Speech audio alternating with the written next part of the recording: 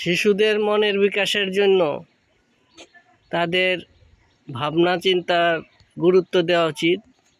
পাশাপাশি তারা যেটা করতে স্বাচ্ছন্দ্য বোধ করে ওইটা করা দেওয়া উচিত। আর পৃথিবীতে উন্নত দেশগুলো শিশুরা কোন দিকে যাবে প্রাথমিক স্টেজেই তারা নির্ধারণ করে। আমাদের দেশে একজন ডাক্তার হতে চায় না, বইতে পড়তে চায়, তারা জোর করে ডাক্তারি পড়তে দেওয়া হয়, কিন্তু এতে মেধার অপচয় ঘটে।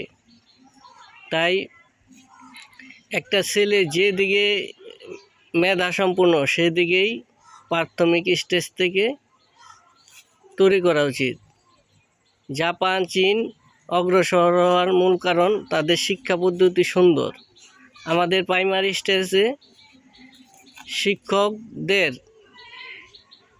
দক্ষতার অভাবে অনেকাংশে মেধা ঝরে যায়।